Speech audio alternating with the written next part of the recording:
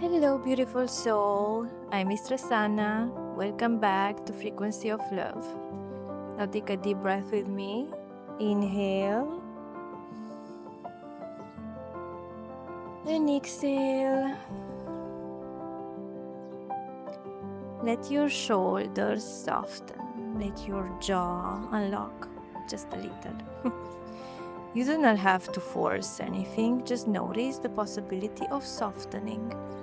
Today we are going to talk about something that sounds simple and is in fact one of the hardest things a human being can do in an intimate relationship, and that is surrender. Not defeat, not giving up because you have lost. I am talking about the conscious, embodied, radically alive act of letting go of control inside a relationship where you feel safe enough to do it. The choice to stop managing, stop performing, stop holding everything together, and to let someone else hold you for a while. But here is the truth. Most people cannot surrender in intimacy, not because they don't want to, because two things are standing in the way. Two blockages. Today I'm going to name both of them. I'm going to explain what each one actually is, where it comes from, and most importantly, how to begin to work with it. The two blockages are control and vulnerability. Now let us walk into them together. Before we get to the blockages, I want to say something important. If you struggle to surrender in intimacy, you are not broken, you are not weak, you are not selfish. You are protected. Your nervous system has learned over years, often starting in childhood, that letting go is dangerous, that being soft gets you hurt, that needing someone ends in disappointment. So it builds strategies to keep you safe. Those strategies worked. They may have served your life, or your sanity, or your heart, but now those same strategies are standing between you and the intimacy you long for. The two most common strategies, the two blockages, are control and vulnerability, avoidance. They often travel together, but they are not the same thing, and they need to be understood separately. And let us start with the first blockage, the need for control. What it is. The need for control in intimacy looks like this. You are always the one who manages, you plan the evenings, you track the emotions in the room, you anticipate problems before they arrive, you make sure nothing unexpected happens. You are never fully surprised, you are never fully spontaneous, you are never fully in the moment because you are too busy managing the moment. Now, in partnership, you may be the one who gives more than you receive.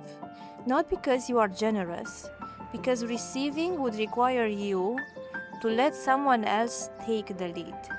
And letting someone else take the lead feels terrifying.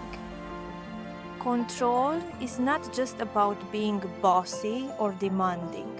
Control is often quiet. It is the person who says, "I'm fine," when they are not, because saying otherwise would mean needing help.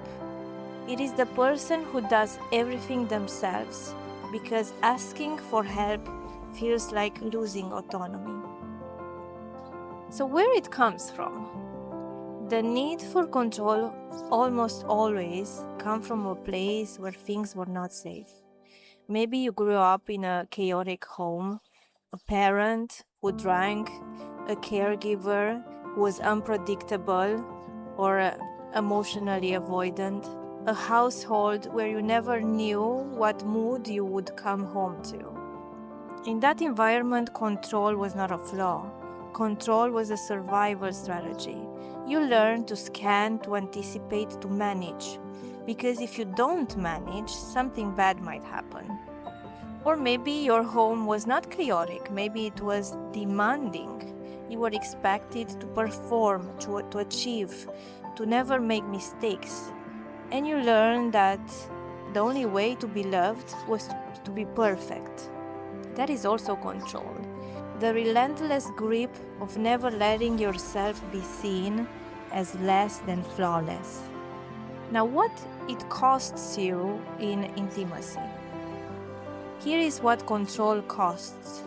You cannot be held if you are always holding everything. You cannot receive if you are always giving. You cannot be surprised by love if you have already scripted every moment. The person who needs control in intimacy is often deeply lonely because they have built a relationship where they are the only one who knows what is happening. And that is exhausting. And it is not a partnership, it is one person show. The solution? Learning to release control. The solution is not to stop being competent.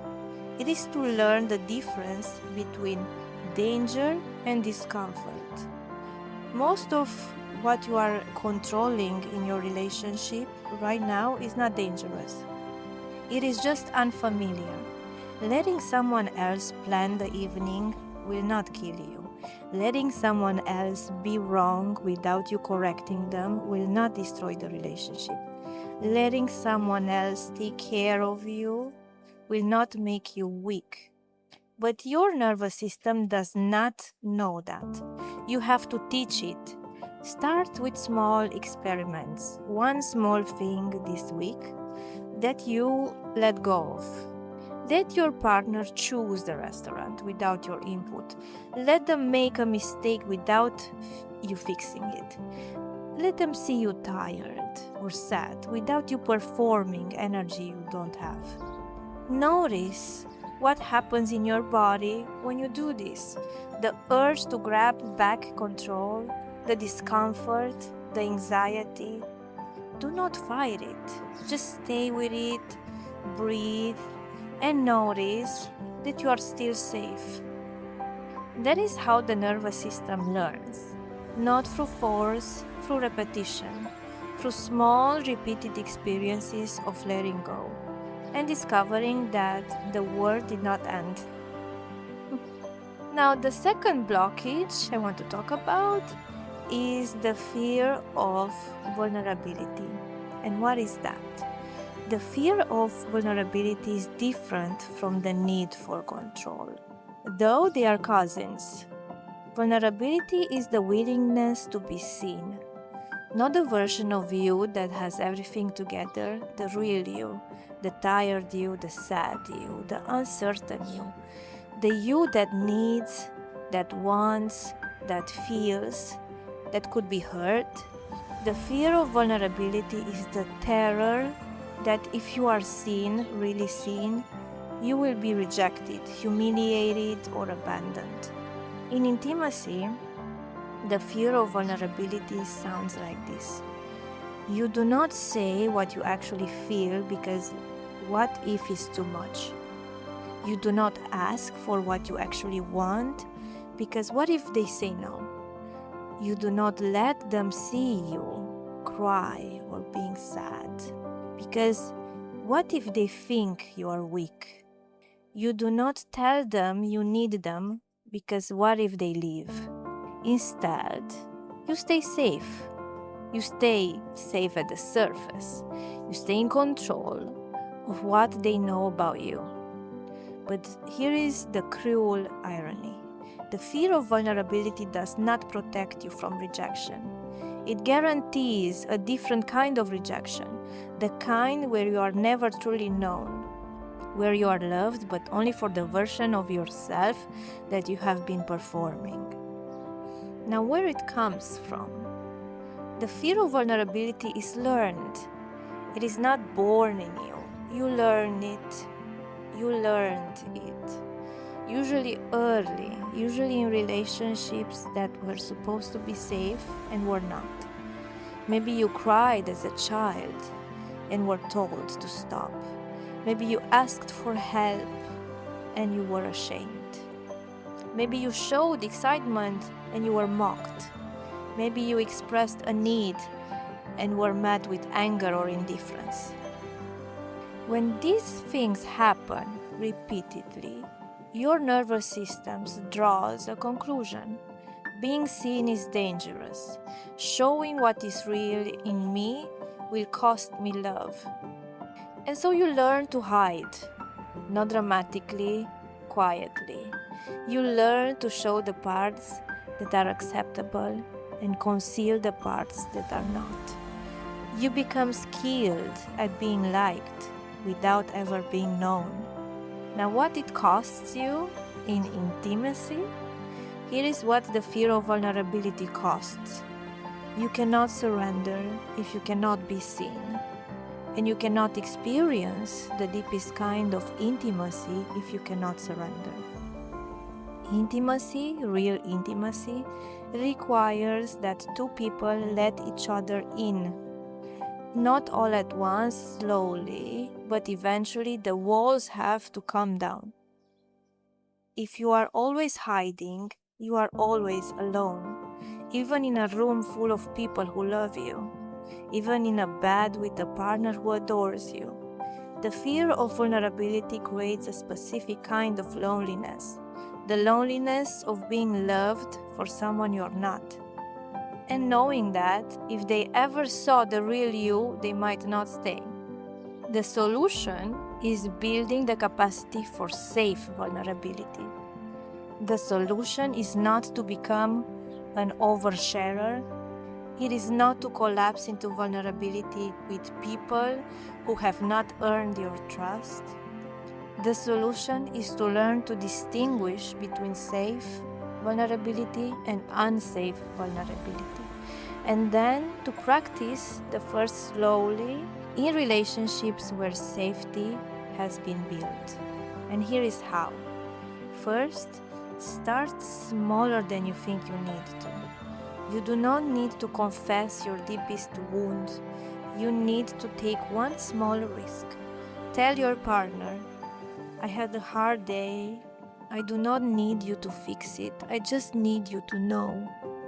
Say, I am nervous about something and I don't know how to say it yet. Ask, could you just hold me for a minute? I don't need anything else. These are not dramatic. They are practice. Each small risk teaches your nervous system that vulnerability did not kill you, that you can be seen a little and still be safe. The second one is build the container before you feel it. You cannot be vulnerable with someone who has not demonstrated trustworthiness. Trust is not a feeling, it is a pattern of behavior observed over time. Before you ask yourself to be vulnerable with a partner, ask, has this person shown me consistently that they can receive my softness without using it against me? Do they repair after they hurt me? Can they hold their own emotions? Or will my vulnerability dysregulate them and leave me alone? Now, if the answer is no, do not force vulnerability. Build the container first. Have the conversations about safety. Name what you need. Ask for small demonstrations of trustworthiness. Third, let vulnerability be mutual. In many relationships, vulnerability becomes one side. One person is always the one who is soft, who feels, who asks. The other is always the one who holds, who stays steady, who never seems to need anything. This is not intimacy. This is performance. Healing vulnerability requires that both people take turns. You let yourself be seen, then you make space for your partner to be seen. You let yourself be held, then you offer to hold. The movement between these positions, giving and receiving, leading and following, is the dance of real intimacy. And the fourth, allow repair to be part of the process. Maybe you will get this wrong. You will try to be vulnerable and will come out as an accusation. You will try to let someone in and your body will clamp shut. This is not failure, this is the work. Every relationship that lasts has ruptures. What matters is whether you come back, name what happened, and try again. Repair teaches the nervous system that vulnerability is survivable, that even when it goes wrong, the relationship does not end, that you can be seen at your worst and still be loved. Now let's bring these two blockages together. When you are working with both control and vulnerability, when you are learning to release the grip and let yourself be seen, what makes surrender healing rather than just collapse? 3 qualities. The first quality is choice. Collapse happens to you. Surrender is something you do. It is a conscious, chosen act within a relationship. You decide to let go of control. You decide to be vulnerable. You are not defeated. You are not overwhelmed. You are paradoxically more present than ever because you have stopped fighting and started trusting. The second quality is trust. Surrender requires that you believe somewhere, even if only a little, that the other person you are with will not use your vulnerability against you. That when you let go of control, they will not hurt you. That when you are soft, they will meet you with care, not with cruelty. Now, this trust is not built overnight. It is built in small moments. A partner who receives your surrender not as power over you, but as a gift you are offering. And the third one is what happens after. Healing surrender does not end when the letting go moment ends. What happens after is equally important. The return, the reorientation, the moment where your partner helps you come back to yourself. Soft, present, still loved. When these 3 qualities are present, choice, trust, and safe return, surrender becomes medicine for the nervous system. It releases the chronic tension of trying to control what cannot be controlled. It opens the door to the kind of intimacy that only happens when 2 people stop performing and start actually meeting. Now, what is actually happening in the body? And I want to be specific about what is happening neurologically when you move from blockage to healing. Your autonomic nervous system has 2 primary branches: sympathetic, fight or flight, mobilize you for the action, and parasympathetic, rest and digest, calms you down. But within the parasympathetic, there is an important distinction. There is ventral vagal, the branch associated with safety, social connection, and the capacity to be still while still being present. This is the state from which conscious surrender and healthy vulnerability are possible. You are relaxed, but you are here. You are soft, but you are not collapsed.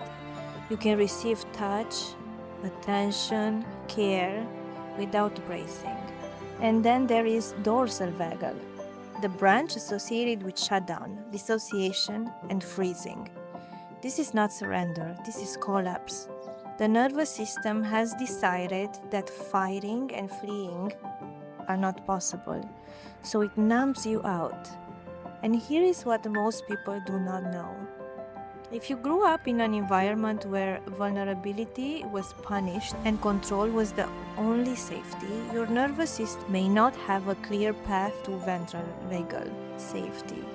It may jump straight from sympathetic to dorsal, skipping the soft present connected state entirely.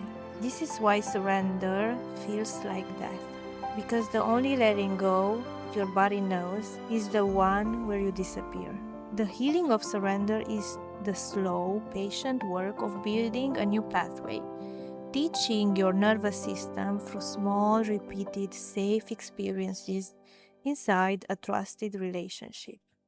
That letting go of control does not have to mean losing yourself. That vulnerability does not have to mean annihilation. This is what Stephen Porges calls neuroception, your body's ability to detect safety or danger below the level of conscious thought. And neuroception can be retained through small moments of conscious release.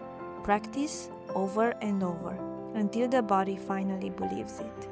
I am safe enough to let go here.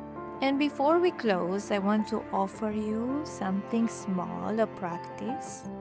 Wherever you are right now, notice one place in your body where you are holding tension.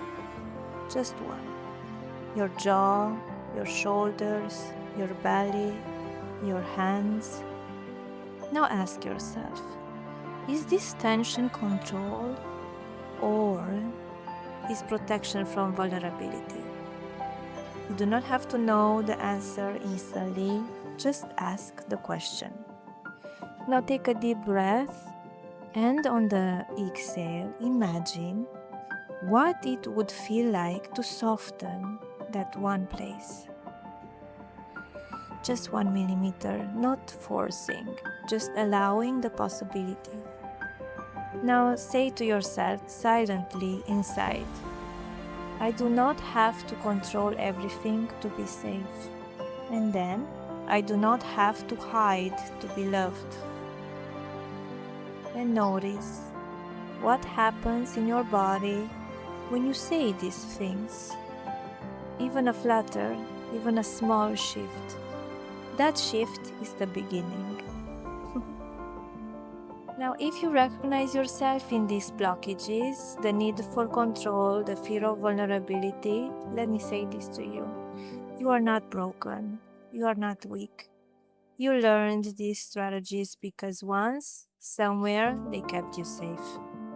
But you are not in that place anymore, and you are allowed to learn something new. One small release of control at a time. One small risk of vulnerability at a time. That is how surrender becomes possible. That is how intimacy deepens. And at Love Association and Kink Academy, we hold space for people who are learning this work. People who are ready to stop gripping and start trusting. I will leave the link in the notes if you want to join. And ask yourself, which blockage is more alive in me right now? Control or fear of vulnerability? You don't have to solve this today, just notice which one is asking your attention. Thank you for being here with me. This is Frequency of Love and I'm Mistress Ana. And I will meet you again in the next soul conversation.